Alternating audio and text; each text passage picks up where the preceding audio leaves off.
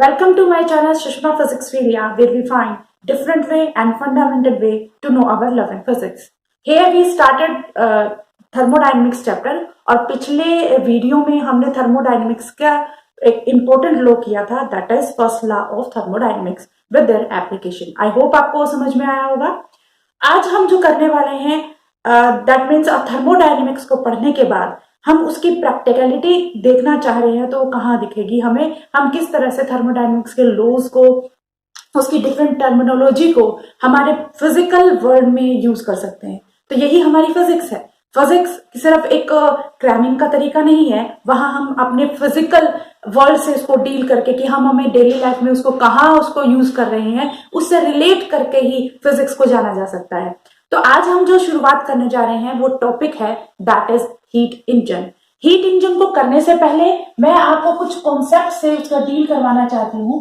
Heat engine को directly बताने के लिए तो हम सीधा ये शुरू भी कर सकते हैं कि हीट इंजन क्या है, वो एक वर्क को, एनर्जी को, हीट को एनर्जी में चेंज करती है, what ever it is. But इसके कॉन्सेप्ट को समझने से पहले आपको कुछ क्वेश्चंस मैं आपके सामने पुट अप करती हूँ, उसका आंसर आप दीजिएगा, अपने आप से क्वेश्चनिंग कीजिएगा और उसके बाद आंसर दीजिएगा। होप आपको ये चीजें समझ में आएंगी। जैसे अगर मान लीजिए आपको कोई भी मोटर का वर्क करवाना है, या फिर आपने टरबाइन के बारे में सुना होगा।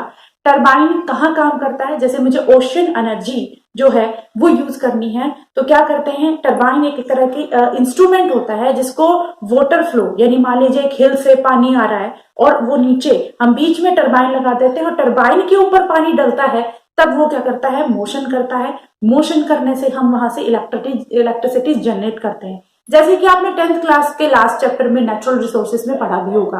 वहां पे हमने या फिर एनसीईआरटी के जो बुक है उसमें आपने एक डायग्राम अच्छे से आपको याद होगा कि प्रेशर कुकर है, प्रेशर कुकर की जहां से सीटी निकलती है वहां से एयर का प्रेशर, यानी जो प्रेशर आप किसी चीज को पकाते हो तो वो उसका वाटर वेपर बनेंगे, वाटर वेपर्स बनेंगे। वेपर्स क्या है, वो एक पर्टिकुलर एक टेनिस बॉल के ऊपर कुछ पंखड़ियां लगा दी गई है और उसके ऊपर वो जो प्रेशर गिरता है तो वो घूमता है। तो वहां से बेसिकली टरबाइन के बारे में ही करवाया गया है। तो here I want to say that कि अगर मान लीजिए आपने टरबाइन को किसी भी हिल एरिया से पानी ऊपर से जा रहा है और नीचे पानी आ रहा है, तो बीच में आपने टरबाइन लगाया, तो टरबाइन क्या करेगा, वर्क करेगा। यानी हमें क्या करना पड़ेगा कि अगर पानी का फ्लो हो रहा है तो क्या हो रहा है, वहां पर टरबाइन वर्क कर रहा है, दैट मीन्स वर्किंग। तो उसी तरह से अगर मुझे किसी भी इंस्ट्रूमेंट से या फिर किसी भी पर्टिकुलर मशीन से, rather machine is a perfect word, अगर मुझे मशीन से कुछ काम लेना है तो मेरे पास कुछ एक हायर पोटेंशियल के अंदर चाहिए और एक क्या होना चाहिए, लोअर पोटेंशियल के अंदर होना चाहिए। तभी हम क्या कर सकते हैं, किसी भी मशीनरी से काम ले सकते हैं। एक और एग्जांपल लेते हैं। जैसे आपको पता है कि इलेक्ट्रॉन्स, इलेक्ट्रिसिटी क्या है, that is flow of electrons. अगर मैं इलेक्ट्रिसिटी की बात करूं तो वहां पर हमारे पास क्या होता है, एक हायर पोटेंशियल पे हमारा टर्मिनल होता है और एक लोअर पोटेंशियल पे हमारा टर्मिनल होता है। जब हमारा करंट जो है हायर, यानी इलेक्ट्रॉन्स जो है वो हायर पोटेंशियल से लोअर पोटेंशियल मूव करते हैं, मार्क माय वर्ड, मूव करते हैं, फ्लो करते हैं, only then we can get electricity. और इलेक्ट्रिसिटी जो है, आपको हमेशा जब डेफिनेशन लिखी जाती है तो आप हमेशा ये बोलते हो that is flow of electron और charge carrier is known as electricity. वहां पर भी बच्चे हमने जो वर्ड यूज किया दैट इज फ्लो। जब हमने टरबाइन को चलाया था तब भी हमारे पास क्या है, वाटर का फ्लो हो रहा था। जब हमें इलेक्ट्रिसिटी में वर्क करवाना था तो भी हमारा इलेक्ट्रॉन्स का क्या हो रहा था, फ्लो हो रहा था। That means motion is most important quantity in working of any machine. इसके अलावा अगर आपने ध्यान दिया हो कि एक हमारे पास जब भी हम हीट इंजन पढ़ते हैं तो सबसे पहले हीट इंजन को पढ़ा जाता है। तो that is heat engine is a machine which convert what, that is thermal energy और heat energy into mechanical work और वर्क। तो सबसे पहले अगर हम बात करें कि हीट इंजन क्या है, यहाँ पर ये हीट इंजन एक ऐसी डिवाइस है जो कि हमारी हीट एनर्जी को किसमें चेंज करता है, हीट एनर्जी को चेंज करता है, that is into mechanical work. अब ये सिंपल सी स्टेटमेंट हमारे लिए बहुत सारी इंफॉर्मेशन लेके आती है। कैसे, हीट एनर्जी, वर्क भी क्या है, एक तरह की एनर्जी है। तो हम यहाँ पर ये कह सकते हैं कि यहाँ पर हम एनर्जी की कंजर्वेशन को फॉलो कर रहे हैं।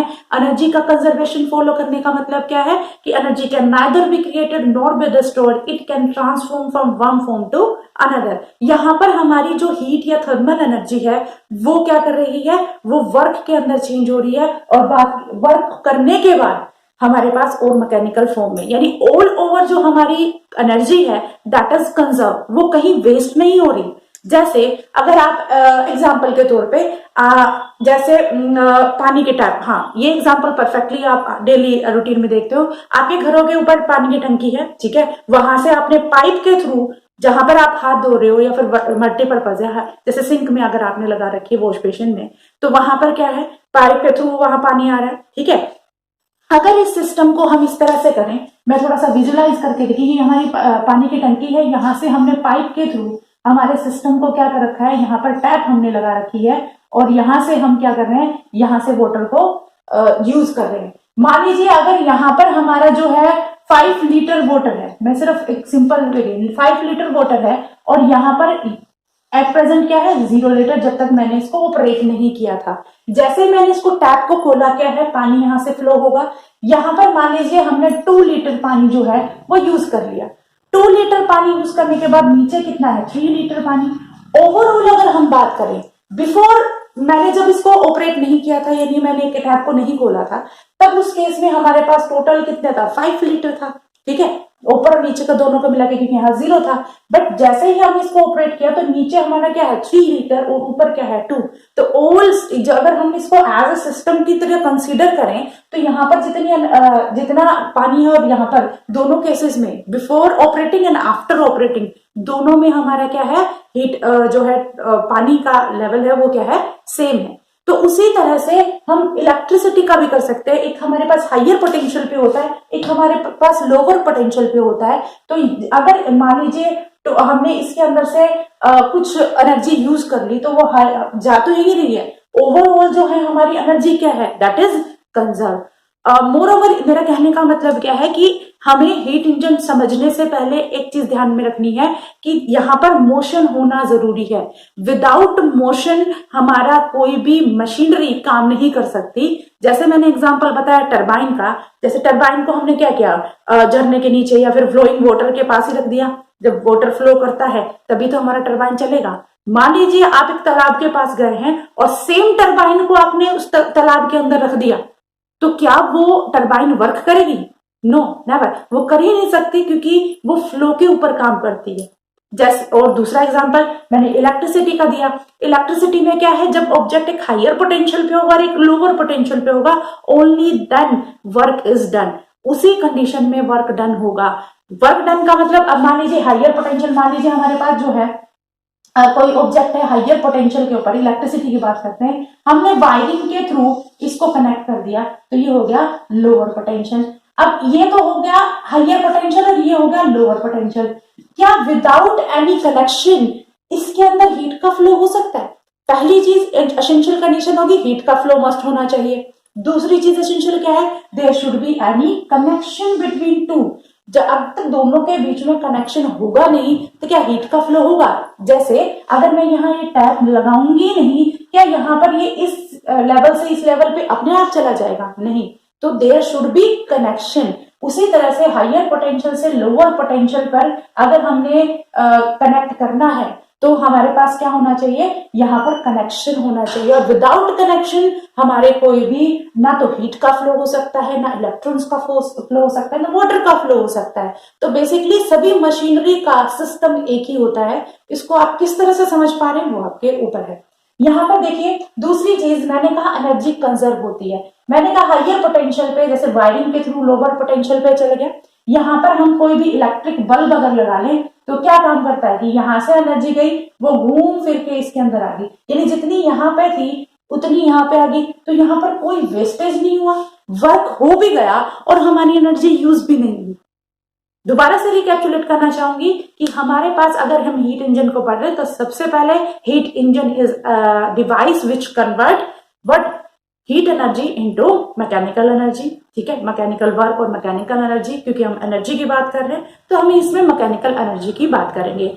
दूसरी चीज, अगर हम बात कर रहे हैं हीट इंजन में, तो कुछ ना कुछ हमारे पास इसकी मस्ट क्वांटिटी होनी चाहिए। मस्ट क्वांटिटी की अगर हीट इंजन पर है, first one, heat should be flow, there should be heat flow. अगर हीट फ्लो होगा तभी हम क्या कर सकते हैं, हमारी या मैं must heat flow, heat flow जरूरी होती है, वेलोसिटी जरूरी होती है, चाहे वो आप कोई भी मशीनरी पार्ट क्यों नहीं कर रही हो। तो सबसे पहले हीट फ्लो होना चाहिए। दूसरी मस्ट कंडीशन क्या है, there should be connection, there should be connection. Connection किसके बीच में होना चाहिए, कनेक्शन होना चाहिए जो हमारी हायर बॉडी है, हायर पोटेंशियल पे कह सकते हो, हायर आप कह सकते हो हायर टेम्परेचर के ऊपर जो बॉडी है, क्योंकि हम हीट इंजन की बात कर रहे हैं तो यहाँ हम टेम्परेचर से डील करेंगे। तो higher temperature to lower temperature body, lower potential body. तो यहाँ पर ये चीज दो आपको हमेशा याद रखनी है कि हमेशा हीट इंजन या मैकेनिकल कोई वर्क है तो हीट इंजन की बात कर लेते हैं। हीट इंजन हमेशा हीट फ्लो पे काम करेगा। हीट फ्लो कब होगा, हीट फ्लो कब होना चाहिए, एक तो हीट फ्लो पे काम कर रहा है तो कनेक्शन हो, कनेक्शन होने के बाद जैसे आपने जीरो फ्लो में पढ़ा है या तो हमने हीट इंजन के बारे में जितना भी पढ़ा है, तो हीट फ्लो कब होता है, तो हीट फ्लो हमारे पास तब होगा जब हमारे पास दो बॉडी क्या होंगी, जैसे मैंने पोटेंशियल कहा, एक हायर पोटेंशियल पे होना चाहिए, एक लोअर पोटेंशियल पे होना चाहिए। हमेशा हीट फ्लो तब होगा जब एक बॉडी हमारी क्या होगी, हायर टेम्परेचर पर, ठीक है, एक बॉडी हमारे पास होगी हायर टेम्परेचर पर, सॉरी, यानी एक बॉडी होगी हमारे हायर टेम्परेचर के ऊपर और दूसरी बॉडी क्या होगी हमारे पास लोअर टेम्परेचर पर।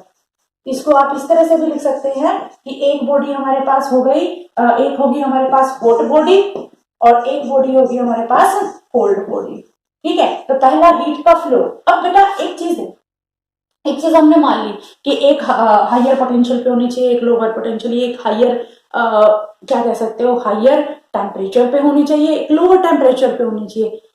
जब तक कनेक्शन नहीं होगा क्या हीट का फ्लो हो सकता है, यानी मान लीजिए इसका अपना टेम्परेचर है, ये अपने में रहे, इसका अपना टेम्परेचर, ये अपने में रहे, हीट का फ्लो तो तब होगा ना जब उनको दोनों को क्या किया जाए, कनेक्टिविटी। तो कनेक्टिविटी, दूसरे मैंने यही लिखा, देयर शुड बी कनेक्शन। जब तक कनेक्शन नहीं होगा तब तक क्या कर सकते हैं, हीट का कोई भी फ्लो नहीं होगा। तो कनेक्शन उतना ही जरूरी है जितना हीट है। तो एक चीज अब हम ऑफिशियली तरीके से अगर हम बताएं कि हीट इंजन में हमारे पास क्या क्या होता है, कि हीट इंजन में हम हीट एनर्जी को वर्क में चेंज करते हैं। इसके लिए हमारे पास क्या होना चाहिए, एक बॉडी होनी चाहिए जो कि हॉट है या हायर टेम्परेचर के ऊपर होनी चाहिए और दूसरी बॉडी होनी चाहिए जो कि लोअर टेम्परेचर के ऊपर होनी चाहिए। तभी हमारा जो है काम कर पाएगा, अदरवाइज ये काम नहीं कर पाएगा, ठीक है। अब इसके बाद जो है हायर टेम्परेचर और लोअर टेम्परेचर के बाद दूसरा हमने कहा कि इनके बीच में क्या होना चाहिए, कनेक्शन होना चाहिए। कनेक्शन होगा तभी हीट का फ्लो होगा, अदरवाइज हीट का फ्लो नहीं होगा। आई थिंक यहां तक आपको चीजें समझ में आई होगी, बेसिक कॉन्सेप्ट समझ में आएगा कि कोई भी मशीनरी किस तरह से काम करती है और बेसिकली हमारी हीट एनर्जी जो है, वो हीट इंजन जो है वो किस तरह से काम कर रहा है। एक और चीज बेटा, क्योंकि यहाँ पर हम हीट इंजन से वर्क करवा रहे हैं, मैंने कहा था कि हमारे वर्किंग में कोई भी एनर्जी वेस्ट नहीं होगी। मैंने अभी आपको बल्ब का आपको एग्जांपल बताया कि हायर पोटेंशियल पे हमारा इलेक्ट्रिक चार्ज होता है और फिर उसके बाद लोअर पोटेंशियल पे हमारा इलेक्ट्रिक सिस्टम होता है। तो चार्ज कहां से कहां जाएगा, higher potential to lower potential. उसके बीच में अगर आपने बल्ब लगा दिया तो बल्ब क्या करेगा, बीच में वर्क, यानी glowing of bulb is work. वहां पर क्या है 50 आपने पोटेंशियल वहां लगाया 50 वोल्ट का, तो वो जब नीचे लोअर पोटेंशियल पे जाएगा तब वो बीच में क्या है, बल्ब कुछ यूज कर लेगा, तो यानी उसके अंदर से काम करके वो निकल लेगा, मगर वेस्ट तो कहीं नहीं हुई ना। हमारी एक्चुअली जो एनर्जी है वो कहीं वेस्ट नहीं होती। इसीलिए मैंने शुरुआत में ही एनर्जी कंजर्वेशन के बारे में बताया था। तो अगर यहाँ पर हम बात करें तो हमें यहाँ से वर्क लेना है तो हमें यहाँ कुछ ना कुछ इंस्ट्रूमेंट लगाना पड़ेगा जो हमारे हीट फ्लो का कुछ ना कुछ काम करे। यही काम हमारा हीट इंजन करता है। हीट इंजन जो है वो हमारा हायर हीट पर, पोटेंशियल नहीं, हायर हीट कंटेनर कोई भी ऑब्जेक्ट है उससे हीट को फ्लो करवाता है, किससे, किस पे, लोअर टेम्परेचर पर, only then heat can flow, और उसके बीच में क्या करता है वो वर्क डन करवा देता है। ये सारा सिस्टम जो है वो हमारा क्या है, हीट इंजन के होता है। तो एक दो चीजें याद रखना, हीट का फ्लो मस्ट है, वेलोसिटी मस्ट है, और कनेक्शन भी मस्ट है। कनेक्शन नहीं होगा तो हीट का कोई भी फ्लो नहीं होगा। अब इसके बाद हमारे पास कॉन्सेप्ट आता है कि हीट जो है वो फ्लो तो करेगी, तो वो किस तरह से हीट फ्लो करेगी, कौन से कंडीशन के ऊपर जो है हमारी हीट फ्लो कर सकती है। तो इसमें जो हीट इंजन है, तो हम अब इसके कर देंगे पार्ट्स कौन कौन से हैं। हीट इंजन के बेटा हमारे पास बेसिकली कुछ तीन तरह के पार्ट हैं। एक है सोर्स, जैसे कि हाइयर टेम्परेचर के ऊपर है। एक है सिंक, जिसको हम लोअर टेम्परेचर के ऊपर रखते हैं। तो यहाँ पर हम वन बाय वन उससे डील करेंगे। सबसे पहले हमारे पास जो हीट इंजन है, तो उसके अंदर पहला जो पॉइंट आता है जिसको हम सोर्स कहते हैं। मैं पार्ट्स की बात कर रही हूँ। सबसे पहले डेफिनेशन आप करोगे कि डेफिनेशन क्या, heat engine which device which convert heat energy into work. पहला आता है बेटा हमारे पास सोर्स, इसको हॉट रिजर्वर भी कहते हैं। और दूसरा होता है हमारे पास सिंक, यानी आप ये कह सकते हो, मैं इसको शॉर्ट फॉर्म में लिखूं, जो सोर्स होता है वो होता है हाइयर टेम्परेचर पर, तभी हमारी जो हीट का क्या है फ्लो हो पाएगा। ये हो गया हमारा हाइयर टेम्परेचर के ऊपर। और दूसरा हमारे पास क्या है, सिंक, जो कि होता है लोअर टेम्परेचर पर। तो यहाँ पर हमारे पास, जैसे मैंने कहा कि जो हमारी मशीनरी है, चाहे कोई भी मशीनरी हो, वो कब काम करती है कि एक हमारा क्या हो, हाइयर टेम्परेचर के ऊपर हो, और दूसरा हमारा क्या है, लोअर टेम्परेचर। चलिए ब्लॉक डायग्राम से बताती हूँ मैं आपको।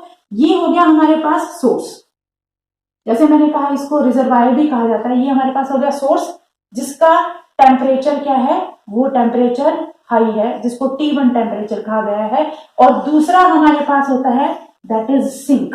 ये सिंक हमारा क्या होता है, जिसका टेम्परेचर क्या होता है, इसको टेम्परेचर मैं T2 लिखती हूँ, और T1 is greater than T2। Let me see कि आपको विजिबल है या नहीं है, राइट। कि हमारे पास जो है, अब सोर्स है हाइयर टेम्परेचर पर और सिंक जो है वो लोअर टेम्परेचर पर। तो हीट का फ्लो कब होगा, जब इनके बीच में कनेक्शन होगा। अब कनेक्शन के बीच में हमें क्या है, मैंने कहा था कि हमारी एनर्जी जो है वो वर्क डन, एक फॉर्म में दूसरे फॉर्म में कनेक्शन तो हो गया, फिर वर्क डन करवा लेती है। यहां से ही हमारा क्या होता है, वर्क डन होता है। तो यहाँ पर ये जो प्रेजेंट है वो चीज क्या है, अब हम डिस्कस करेंगे। पहले हमें कुछ कंडीशन करनी होगी कि हम जो सोर्स और सिंक के बारे में बात कर रहे हैं वो क्या है। बेटा हमेशा याद रखना, जो हमारा है सोर्स, हॉट रिजर्वायर, उसकी एक अपनी टेंडेंसी होती है कि आप इससे कितना भी हीट ले लें तो इसके टेम्परेचर पर कोई भी फर्क नहीं पड़ेगा। आप इसको नोट भी कर सकते हैं कि जो आपका सोर्स है, हॉट रिजर्वायर है, उसकी अपनी एक गुण होता है कि अगर आप इसमें से कितनी भी हीट ड्रॉन कर दें, आप हीट ले लेंगे तो इसके ऊपर कोई भी फर्क नहीं पड़ेगा। फॉर एग्जाम्पल, सन से हमें थर्मल एनर्जी मिल रही है, ठीक है। अब उस थर्मल एनर्जी से आप सोलर कुकर की हेल्प से क्या करते हो, आप खाना भी बना लेते हो, जो भी है आप कर सकते हो। तो वहां पर क्या सन की एनर्जी पे कोई फर्क पड़ा, नहीं पड़ा। सिमिलरली हमारे पास जो सोर्स या हॉट रिजर्वायर है, उसकी अपनी यही प्रॉपर्टी होती है कि उसके अंदर से आपने हीट को फ्लो करवाया, हीट को ड्रॉ कर दिया, तो उसके ऊपर कोई भी फर्क नहीं पड़ेगा। अब दूसरी चीज, अच्छा इसको एक और एग्जांपल से, जैसे आपने देखा होगा भट्टी होती है, गैस जो भट्टी यूज करते हैं, तो उसके ऊपर से जैसे वो इसमें हीट होती है, अगर उसके ऊपर आप रोटियां भी बना लो और उसके ऊपर से चाय भी बना लो, क्या उसकी हीट पे कोई फर्क पड़ेगा? वो हीट ट्रांसफर तो हुई है बट उसकी हीट पे कोई भी फर्क नहीं पड़ेगा। तो ये चीज आप याद रखिएगा कि आपके पास हॉट रिजर्वायर है तो वो क्या है, उसके ऊपर कोई भी फर्क नहीं पड़ेगा, ठीक है। अब इसके बाद जो है हमारे पास, ये हमारे पास हाइयर टेम्परेचर, ये लोअर टेम्परेचर। अगर आपको रिफ्लेक्शन की वजह से नहीं दिख रहा तो मैं एक बार दोबारा से बता देती हूँ, ये हमारे पास हाइयर टेम्परेचर के ऊपर हो गया। इसके टेम्परेचर में कोई भी कमी नहीं आएगी। अब बात करते हैं सिंक की। अब सिंक को आप इस तरह से रिजर्व कर सकते हो, जैसे आपके घरों में वॉश बेसिन होगा जिसको हम एज अ सिंक बोलते हैं। तो सोर्स क्या है, जब टैप को खोलते हो तो उसमें से आपका वाटर आता है, ठीक है। तो क्या कभी वो सिंक, कभी उसमें लेवल बढ़ता है? जितना भी पानी आएगा वो सिंक के थ्रू नीचे चला जाएगा। हमने अरेंजमेंट कुछ ऐसे कर रखे हैं। उसी तरह से हमारा सिंक क्या है, जो कि लोअर टेम्परेचर पे है, उसका अरेंजमेंट कुछ इस तरह से होता है कि यहाँ पर टेम्परेचर कभी बढ़ेगा ही नहीं। ठीक है, तो यहाँ पर टेम्परेचर पे कोई फर्क नहीं पड़ता, यहाँ का टेम्परेचर सेम रहता है। और यहाँ पर टेम्परेचर जो है हमेशा क्या है, इसका टेम्परेचर कभी बढ़ेगा, चाहे आप कितनी हीट इसमें प्रोवाइड कर दीजिए, इसके टेम्परेचर पे कोई भी फर्क नहीं पड़ेगा। तो यहाँ हमारे हीट इंजन में क्या है, हाइयर टेम्परेचर पर सोर्स है, लोअर टेम्परेचर पर सिंक है, और बीच में फ्लो ऑफ हीट होगा। क्वाइट ऑब्वियस है, कनेक्शन कर दिया। तो हम उस हीट के फ्लो से क्या करवा रहे हैं, वर्क करवा रहे हैं। That is heat energy is used in work. I think अब आपको एकदम क्रिस्टल क्लियर हो गया होगा कि किस तरह से हमारी जो हीट एनर्जी है वो वर्क में चेंज हो रही है या मैकेनिकल एनर्जी में यूज हो रही है। अब यहाँ पर जो बच्चे ये यहाँ पर जो हमें किया है कि हमारे हीट फ्लो से यहाँ हमने हीट ली, और यहाँ पर हमारा जो क्या एक ऐसी डिवाइस लगानी है जो कि हमारी हीट इंजन को हीट को एनर्जी में हीट को वर्क में चेंज कर दे। तो यहाँ पर हम जो लगाते हैं वो होता है हीट इंजन। यही हीट इंजन है जो कि हमारे हीट एनर्जी को मैकेनिकल वर्क में चेंज होता है। यहाँ से हमने क्या है, मैकेनिकल वर्क, इसका वर्क यहाँ से ले लिया। तो इसी तरह से हमारा हीट इंजन काम करता है। तो हीट इंजन में मेन पार्ट क्या है, source at higher temperature, sink at lower temperature, और हमारे पास तीसरा क्या है, जो हीट इंजन है, जो कि वर्किंग सब्सटेंस आप कह सकते हो, जिसके ऊपर हम बेसिकली काम करते हैं, वो हमारा क्या है, that is heat engine. I think आपको यहां तक इसके पार्ट तक समझ में आ गया। अब वर्किंग पे बात करते हैं कि किस तरह से हमारा जो कह सकते हो हमारा इंजन जो है वो काम करता है। इंजन क्या करता है, इंजन में हमारा जो वर्क है कैसे होता है, इसका एग्जांपल आप देखिए। जैसे बाइक, आपने सबने देखा होगा, हमारा हीट इंजन जो है बाइक के अंदर होता है। उसके अंदर क्या होता है, जब पेट्रोल जो है, पेट्रोल बर्न होता है, बर्न होने से यानी वो सोर्स का काम करेगा, टेम्परेचर हाई होगा, टेम्परेचर हाई होगा तो फिर उसके बाद क्या है, वो हीट इंजन यानी यहाँ से हमने जो है मैकेनिकल वर्क करवा दिया। मैकेनिकल वर्क क्या है, हमारा जो है सिस्टम वो वर्क कर रहा है हमारी। जब तक पेट्रोल जलेगा तब तक क्या करेगा, हमारी मशीन है, हमारी जो बाइक है वो क्या होगी, मोशन के अंदर होगी। और उसका सिंक क्या है, अगर आपने ध्यान देखो, साइलेंसर जब जितना ज्यादा काम करेगी साइलेंसर गर्म होता है, तो वहां पर हमारे साइलेंसर के बाहर का एटमोस्फियर क्या होता है, वो सिंक का काम करता है। तो यानी हमारा पेट्रोल होगा हाइयर टेम्परेचर के ऊपर, यानी पेट्रोल की बर्निंग होगी हाइयर टेम्परेचर के ऊपर। यहां से हमारे पास वर्क, यानी हमारी मोटरसाइकिल जो है रन कर रही है वो वहां से वर्क हो गया, और उसका जो है क्या हो गया, उससे जो रिजेक्टेड हीट है आप कह सकते हो, उसका जो बची हुई हीट है वो कहाँ गई, सराउंडिंग के अंदर चली गई। बट एक चीज याद रखना बच्चे, जब तक ये फ्लो होता होगा, एक ऑब्जेक्ट हाइयर पे होना चाहिए, एक लोअर पे होना चाहिए, तभी हमारा इंजन काम करेगा या कोई मशीनरी काम करेगी। अगर दोनों लेवल पे हो गए, जैसे कई बार आपने देखा होगा साइलेंसर के अंदर अगर आप कोई ऑब्जेक्ट फंसा दो, बॉल फंसा दो, बनाना फंसा दो, तो उसमें कई बार आपने मूवी में भी देखा होगा, तो वो क्या करती है, वो व्हीकल वर्क नहीं करता। एक्चुअली होता क्या है, जब आप साइलेंसर के अंदर कोई भी ऑब्जेक्ट लगा देते हो तो क्या हुआ, पेट्रोल तो बर्न करेगा, पेट्रोल बर्न करेगा तो उसका टेम्परेचर हाई होगा, टेम्परेचर हाई होगा तो हीट का धीरे धीरे अंदर का जो पेट्रोल चैम्बर है वो क्या हो जाएगा, गर्म होगा। वर्क तो हमारा तब होगा ना जब हीट का फ्लो होगा, और हीट तो फ्लो तब होगी ना जब एक लोअर टेम्परेचर पे हो और एक हाइयर टेम्परेचर पे हो। ठीक है, कनेक्शन भी हो गया बट यहाँ पर फ्लो तो तब हो गया ना, तो इसी वजह से अंदर का चैम्बर गर्म हो गया तो वहां पर हीट का फ्लो नहीं होता, इसी वजह से हमारा जो है वो बर्न नहीं होता। इसके बाद जो है हमारे पास, आई थिंक अब आपको क्रिस्टल क्लियर हो गया होगा कि किस तरह से हमारा काम करता है। इसके बाद देखिए बेटा, मान लीजिए यहाँ पर हमारे सोर्स ने, अब हम वर्क की फॉर्म में करते हैं कि हमारे पास सोर्स ने यहाँ पर हीट दी है Q1, और यहाँ पर काम करने के बाद इसने हीट इसको रिजेक्ट कर दी Q2।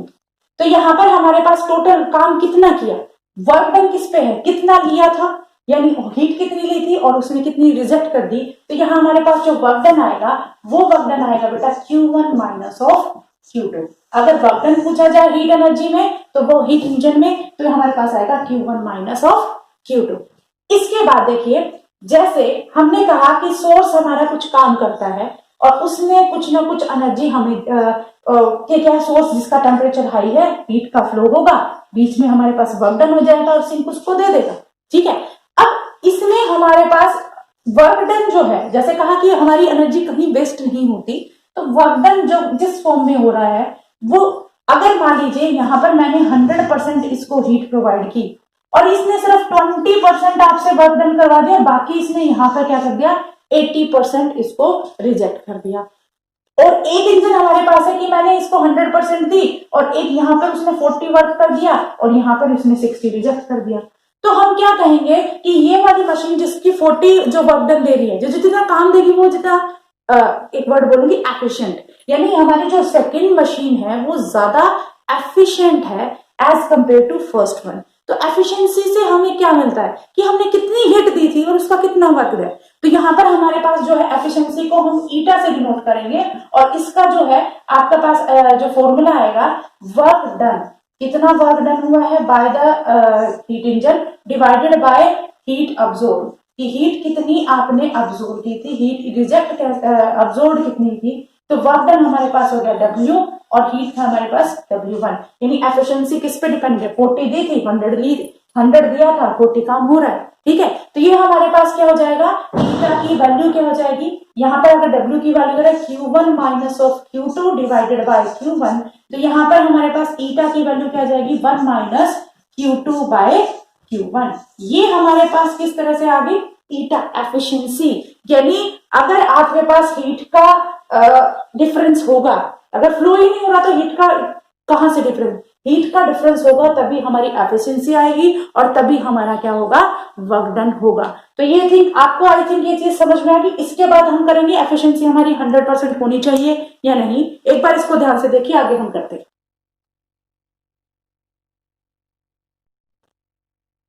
अब जैसे हमने जैसे एफिशिएंसी कितना आउटपुट और इनपुट की, एफिशिएंसी को आप इस तरह से भी कर सकते हैं, आउटपुट बाय इनपुट। इनपुट में क्या दिया था, दैट इज हीट, और आउटपुट में क्या किया है, वर्क आया है, तो उसको कह सकते हैं वर्क डन बाय हीट। आप किसी तरह से इसको यूज कर सकते हैं। अब इसके बाद हमने क्या देखा, eta is equal to 1 by Q2 by Q1।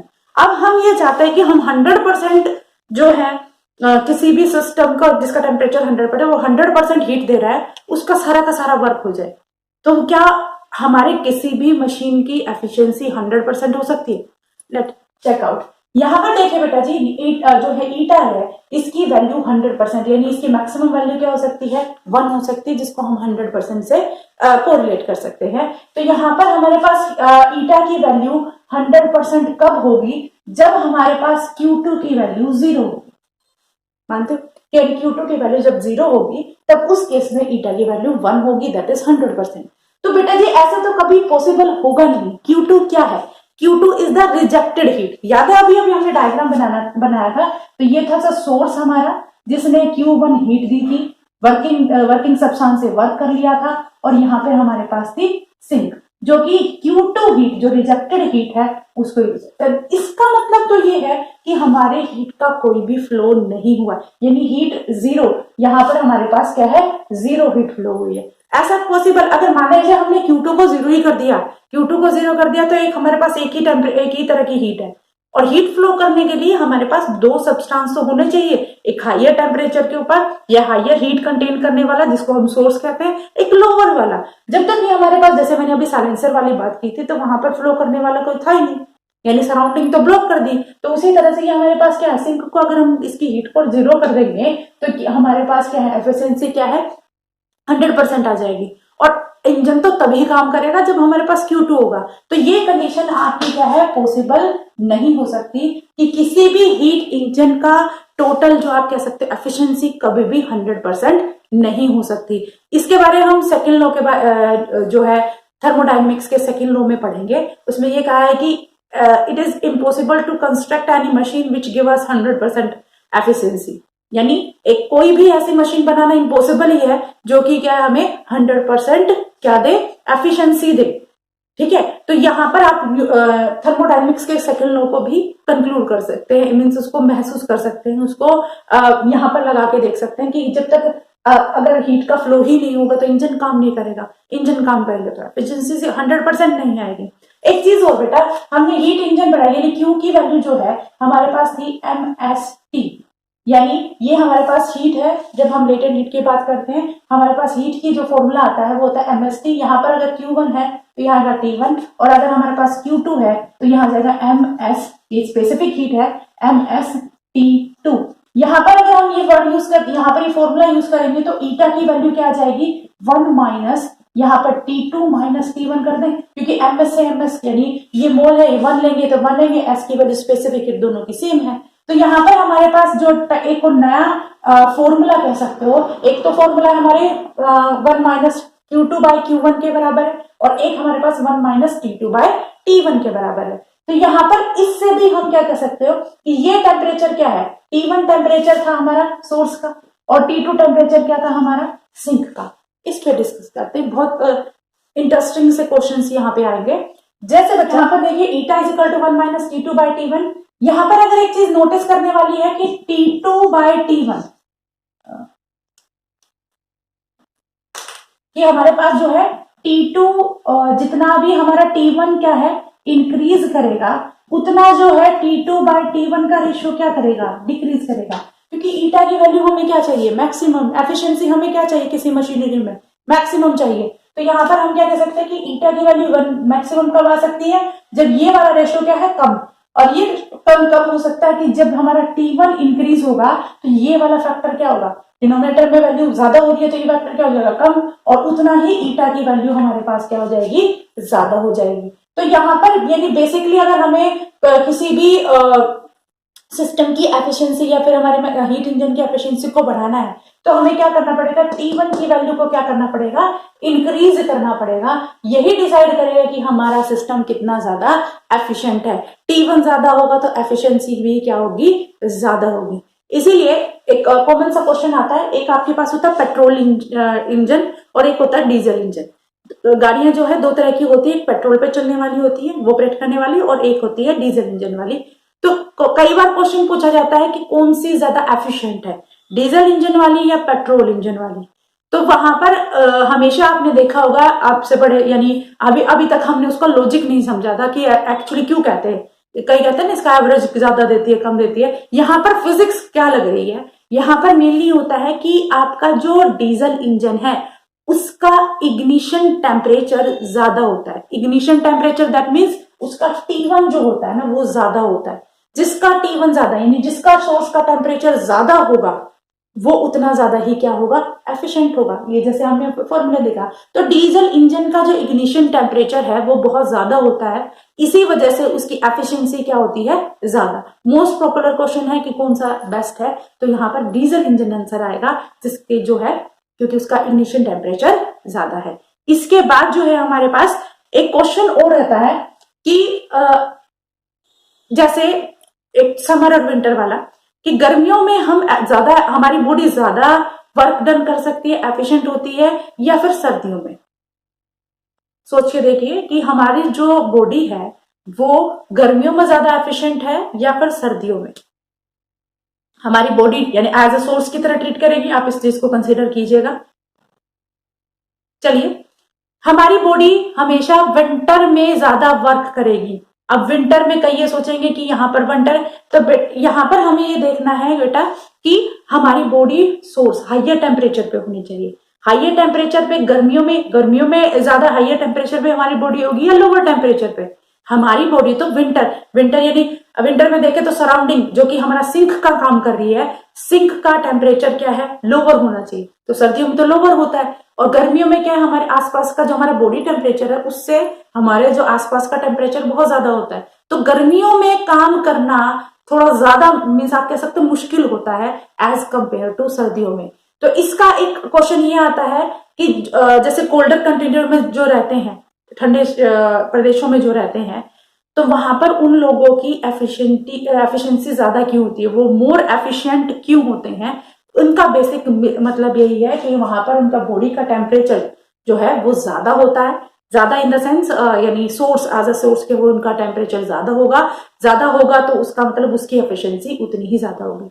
देखिए बच्चे, हम हीट इंजन को सिर्फ ये भी कह सकते हैं कि ये इस तरह से काम करता है। जब आप डेली लाइफ से इन चीजों को डील करेंगे तब आप ये समझ पाएंगे कि हीट इंजन हर जगह काम है। थर्मोडायनेमिक्स, जैसे मैंने पिछले लेक्चर में बोला था कि थर्मोडायनेमिक्स का लॉ जो है बहुत इंपॉर्टेंट है, और थर्मोडायनेमिक्स हमारे हर एस्पेक्ट ऑफ द लाइफ में काम करती है। तो वहां पर हमने थर्मल एनर्जी के बारे में पढ़ा था, और आज हमने हीट इंजन के बारे में देखा और ये देखा कि ये किस तरह से काम करती है। तो जब भी इसके न्यूमेरिकल्स आए तो बेसिकली हमारे पास दो, आपके पास एक तो ये वाला फॉर्मूला हो गया और एक ये वाला फॉर्मूला। इन फॉर्मूला को आपको क्या करना है, कंसीडर करना है, और इसके बाद हम क्या कर सकते हैं, हम इसको इजी से सोल्व कर सकते हैं। तो आई होप आज आपको हीट इंजन अच्छे से समझ में आया होगा। मैंने अपनी तरफ से बेस्ट देने की कोशिश की है, और आज के लिए इतना काफी है। नेक्स्ट हम जो वीडियो है उसमें हम इससे अहेड करेंगे। तो थैंक यू फॉर टुडे।